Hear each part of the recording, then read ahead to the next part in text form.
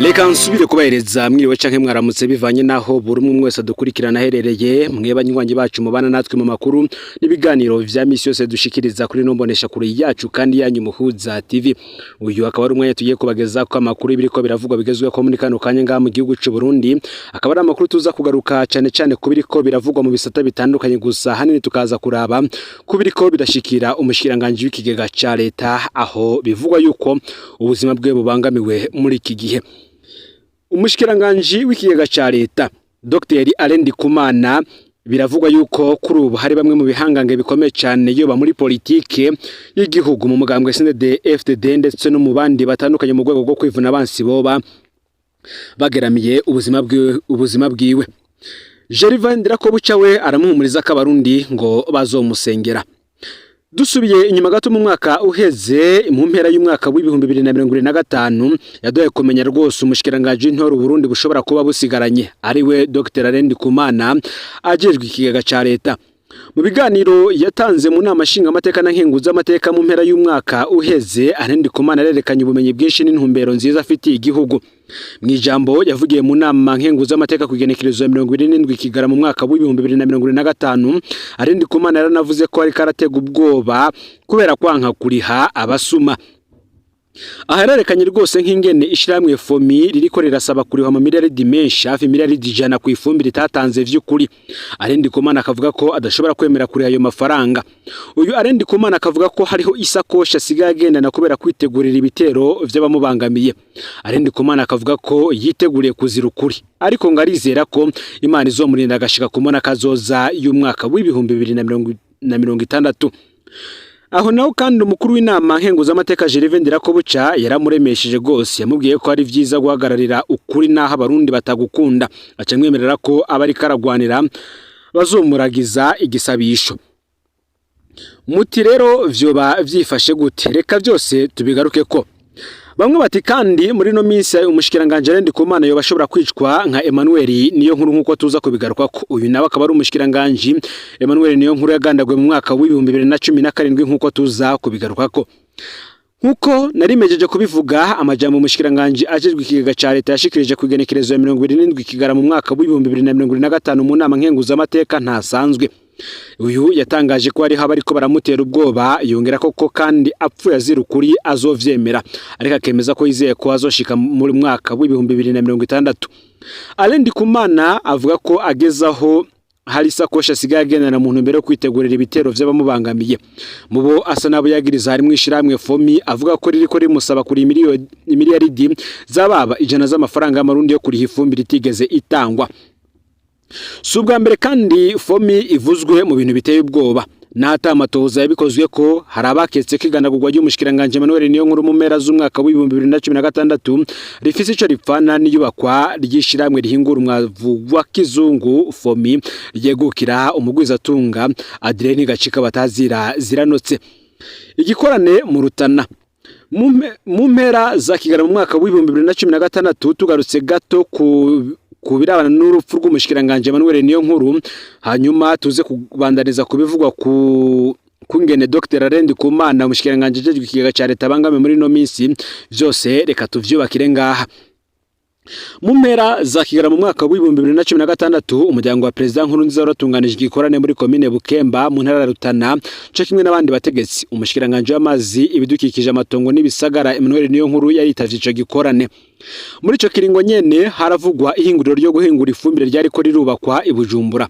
Abagwiza tunga babiri bakomeye b'abanyarutana aribo Adrien Gacika batazira ziranotse na Evariste Nyandwi batazira amatwi nibo bavuga ko bo bari bene iryo hinguriro. Mu Rutana ku mugoroba w'igenekerezo ya 28 Kigara mu mwaka w'ibihumbi 2016 umushikiranganje Emmanuel niyo nkuru yagorobereje hamwe n'abagwiza tunga babiri aribo ziranotse n'amatwi mu kirabo cakijambere bita ku muco kiri ku mugwa mukuru w'intara ya Rutana ya kera. Abababonye bavuze ko baboneka nk'abari ko biga ikibazo gikomeye. Umugoroba w'igenekerezo ya 29 Kigara mu mwaka w'ibihumbi 2016 babagabo batatu bahuriye mu hotel 3 mu yo ku mugwa mukuru wa Rutana nyene. Naho nyene baboneka nk'abari mu ijambo rikomeye kugeza ubico bariko baraganira ko nicigeze gishigwa habona. Ico bikoze imigoroba ibiri kurikira yabaye yo kwica amatwi na Emmanuel niyo nkuru. No kuvuga muri batatu bari bagumye bahura ico gihe ubutishwe niziranotse wenyene. Kwigenekerezo ya 30 Kigarama mu mwaka wa 2016 igikorane cari carangiye. Uwo mugoroba Varisto Nyandwi batazira amatwi yitavye telefone y'umukozi w'iperereza mu Rutana yitwa Zashe niyo mwungere. Baca bavugana aho bahurira. Matwi yaragiye ntihagarutse buke imodoka yo mu bwoko bwa Toyota Prado yatowe iri yonyene hafi ya stade mu Rutana. Amatohoza yakozwe n'amashiramwe aranira agateka kazi na muntu akavuga ko Matwi yanyurujwe na bamwe mu bacungera president Nkurunziza bo baramujanye iryo joro kugera imwumba mu ntara ya Ngozi. Ubundi yavuzwe cyane mu vyabaye uwo mugoroba ni Jove Cisha yatwara iperereza mu ntara Rutana. Mu myaka 9 yarumanye atanumwe akurikiranywe kwinyuruzwa rya Varisto Nyandwi batazira amatwi. Tukagaruka kandi nanone kwiganagurwa ry'umushikiranganje Emmanuel niyo nkuru. Kwigenekerezo ya 31 Kigarama mu mwaka wa 2016 umushikiranganje Emmanuel niyo nkuru yari yaraye agarutse Bujumbura avuye mu Rutana. Gweri sazi 2 z'ijoro Emmanuel niyo nkuru yagorobereje mu kirabo bita Chez André inyuma y'isazi 3 z'ijoro niho yasohoka Chez André arataha. Mu modoka hariho umwigeme bagiye bajanye bose bicaye imbere. Amasoko yaca kemeza ko ari umuntu w'umugabo yari yinjiye mu modoka y'umushikiranganje akiri kuri Chez André araheza guma anyegeye amaji nyuma. Agishikiwe abanyezamu baramwugururiye ako kanya nyene Emmanuel niyo nkuru acararaswa. Igipolisi cyo cavuze ko uwamurashe biboneka ko yari mu modoka kandi ko niyo nkuru yarasishijwe inkoho nto bita pistole.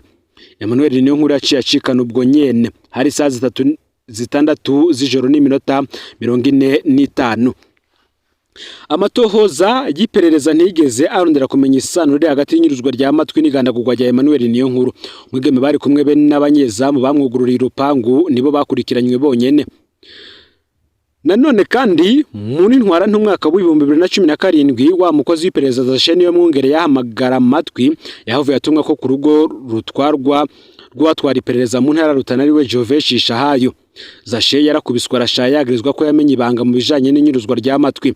Yavuye ngaho kwa Jove ari intere ahavajanwe mu bitaro ariko niho yacikaniye kwigenekerezo ya 14 ntwara nte umwaka wa 2017 ariko yapfuye yaravuze ico yakubitiwe. Nta matoza yigeza kogwa ku rupfu rwa Zashe niyo mwungere. Bamwe bati ese koko inguvu za fomi ziva hehe? Kuva fomi yubakwa iboneka nk'ishiramwe ridasanzwe. Imaze kugururwa yaravuzwe cyane ko yarimwo president Nkurunziza na General Alain Guillaume Bunyoni n'ibindi bihangange. Haragiye kandi yaravugwa amakuru menshi ingene amamiliyaridi menshi cyane yagiye arava mu banki nkuru y'igihugu BRB arungikwa muri fomi mu gihe ca president Nkurunziza no mu gihe ca leta ya Bunyoni. Ivyo umushikiranganje Rendi Kumana yarutse gushira habona rero vyerekana ko fomi ishobora kuba yabandanije kuyora amamiliyaridi menshi cyane mu kigaga ca leta n'inyuma y'ipfungwa rya Bunyoni. Muti none izi nguvu zibandanya kuva hehe? Kumva ko ishiramwe ryigenga ryubahuka kwiyandikira kontra shasha rikiha hafi miliyaridi 100 rigashira umushikiranganje w'ikigaga leta ngo sinya hanyuma mu mpayo mahera. Ni ikimenyetso kitabesha ko iryo shiramwe rishigikiwe n'abatwara igihugu. Hari abavuga ko fomi yoba isigaranye Reverend Ndikuriyo n'ikindi gihangange c'umugenerali tutabashije kuvugira ngaha. Hari abandi bavuga ko ikibazo cya fomi kigoye kumenya neza uko cifashe mu gihe president Ndayishimiye nawe afise ishiramwe ryiwe rishasha ryo gukora ifumbire. Ni ishiramwe ryubatswe muri komine Bugendana. Bamwe barakeka ko Ndayishimiye nabo bari kumwe bafise intumbero yo kugaza fomi mu Burundi kugira amafaranga ya leta itwara ahindukira je muri iryo hinguro rishasha ry'ifumbire. Aho rero imyereka hagati ibihangange bya CNDD-FDD ngira cakomeza. Byoca bisigura iyindi ntambara hagati ya Ndikuriyo na Ndayishimiye. Ngabishe Emmanuel niyo nkuru nta kindi bashobora guha Burundi atari ubukozi bw'ikibi no gusesa amaraso. Aya majambo ari mu itangazo umugambwe CNDD-FDD wasohoye nyuma y'igandagurwa ry'umushikiranganje Emmanuel niyo nkuru. Ese tuvyite kwerekwa canke gutomorera abarundi ko ivyo bakwiriye kwama biteze ku ntwaro y'uyu mugambwe? Ico bikoze iri tangazo ryavuze ukuri. Abishe Emmanuel niyo nkuru nta kindi bazobandanya gwa abarundi kiretse amarira. Amajambo umushikiranganje Rendi Kumana herutse kuvuga nta kwiriye gufatwa minenegwe. Ngo umushikiranganje avuze ko ashobora kwicwa zira amabanga ashinzwe nta gwego na rumwe rukuye gufata ko bisanzwe. Amatohoza nyayo ngo nakogwe ahubwo acabandanya kwigandagurwa ry'umushikiranganje Emmanuel niyo nkuru yuzwa rya Varisto Nyandwi batazira amatwi ndetse be niyicwa rubozo rya Zashe niyo mwungere. ngo naho Gervais Ndirakobuca yemereye ibisabisha Alain Ndikumana ivyo nyene ntibikwiye. Leta ntikoresha ibisabisha bikoresha inzego zayo zigatoza kandi zigafata ingingo zo gukingira ubangamiwe nkuko benshi bazi ibiharuro vya politike kandi bazi neza ivya politike nabo babisesangura. Ni mu gihe benshi kandi bibaza buti irya sakoshi ya Alain Ndikumana ibiri mwiki. Ni sakoshi nkuko twabigarutse ko Alain Ndikumana avuze ko hari sakoshi agendana kandi itegure ko umwanya n'umwanya ashobora kwicwa. Umushikiranganje w'ikiga ca leta yatangaje ko hari sakoshi itamuva ku kugira yikingira ibitero vy'abamubangamiye. Mbe yemwe ivyo bintu vyo mukingira abagira bamwice ni ibiki? Zoba ari zirya mpapuro yerekanye. Ngo ubundi zirya nizo zonyene bahera ko kuzimanganya. Inaribonye mu mabi ya CNDD FDD kandi Gervais Ndirakobuca yaramuravye akanya mu mpera rego karatwenga niko kumuremesha ati abarundi ntibakunda ukuri iyo uvuze ukuri hari gihe rimwe na rimwe hakwa no kukuzira. Yaciye amuragiza Imana ngo azokizwa n'ibisabisho vy'abarundi. Ndirakobuca ngo yabonye vyinshi, yarabonye ko bagize Ernest Manirumva atanguye kurondera ukuri naho Imana nyene. Dusubiye inyuma gato igihe bagandagura Ernest Manirumva babanje kumucisha mu biro yakoramwo baratora impapuro zose zariko ivyo yakora na cyane cyane amatoza yakoze ku bigwanisho vyazanwa n'igipolisi nibishike mu bubiko. Umushikiranganje akwiriye gukingirwa bimwe biboneka. Inama nkenguza amateka nashinga amateka ngo nimaze ikeneye ko mukingira nazo zoshiraho mu utohoza abashaka kumwica bagahanwa. Guzonaraba kandi ko akingiwe bikwiye nkuko benshi babivuga. Sivyo gusa kandi kuko hari nandi manyanga menshi yagiye agaragara aho uyu mushikiranganje n'ubundi yabandanije kwerekana ubusuma budasanzwe bubera muri Anagesa. Umushikiranganje Alain Ndikumana arerekanye amamiliyari atari make yibwa muri Anagesa be n'ubuhinga bukoreshwa muri ubwo busuma. Alain Ndikumana aravuga kandi irindi shiramwe ryishiriweho na Anagesa ryitwa Siape akerekana ibirikorerwamwo bitumvikana aho ryaye gutwara amafaranga ku kilo cyose c'ibigori. Alain Ndikumana yiyamiriza ingene Anagesa benshi kavuga ko amatoni y'ibigori dafise hame igice kinini cy'amahera ya Anagesa akandikwa ko yahereye mu vyo kunguruza ibigori kurusha guhemba barimyi. Anavuga kandi ingene umushikiranganje mushasha w'uburimyi n'ubworozi yabaye akijaho uwo munsi nyene asinyishwa imiliyaridi 11 z'amafaranga y'amarundi kuri kontra idahuye n'amategeko. Umuntu ngo yumvise ibera hano yibaza nimba koko igihugu gitwawe canke abatwara Uburundi atari mafia. Ese aya mahera yose yibwa mu gihugu c'ubukene buraho aja mu mifuko yabande ngo ntikibuza ko abakora bino bintu ari bo uzumva bacira imanza abandi barundi ngo ntibakunda igihugu. Ngikiboneka cyo Alain Ndikumana aracagwije abansi mu gihugu.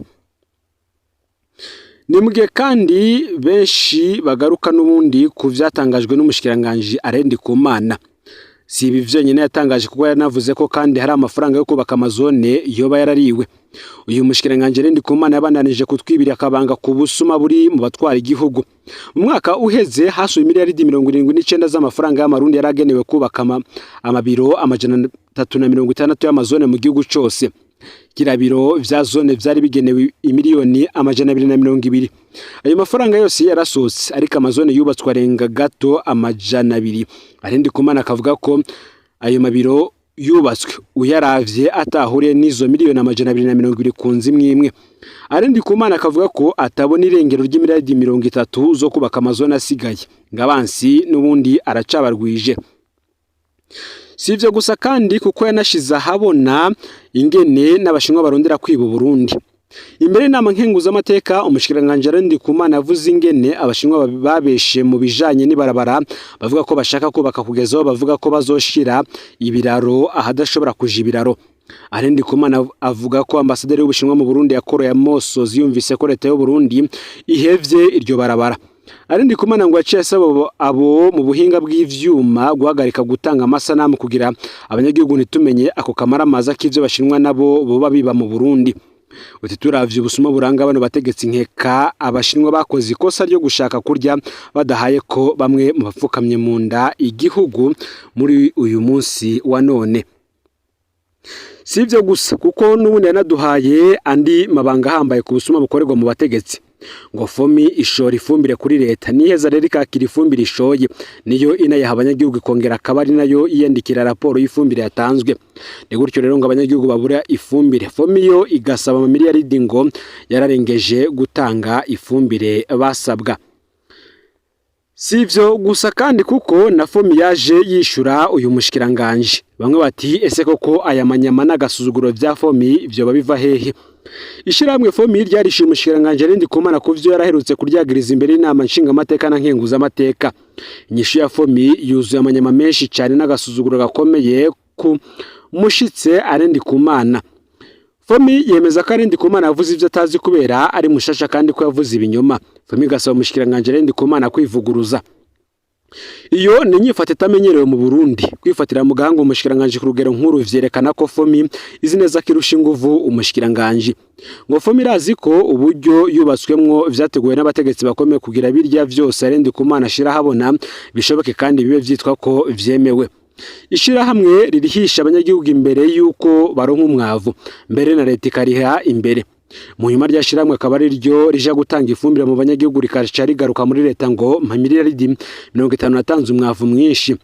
Ngaho ni mu gihe abanyagihugu bo kugeza ubu bamwe bakirindira umwavu baguze mu myaka 2 iheze. Umunyagihugu ntaronka umwavu, fomi yo igasaba miliyaridi ngo yatanze umurengera. Fomi yo yivugira ko ikibazo cyo nyene gihari ari ikena ry'amafaranga mva makungura ituma bigora gukura hanze ibyankenerwa bita matière première. Umutegetsi yubatse bino bintu ngo yarahemukiye Uburundi. Umutegetsi yubatse bino bintu niwe wa mbere akwiriye gufatwa, yaremukiye igihugu bidasanzwe. Umuti none izi nguvu ziva hehe za fomi? Ese ni bande binyegeje inyuma ya fomi? Vuba kandi tuzona basangiza amakuru y'ibinyegezwa bitari bike bijanye na fomi.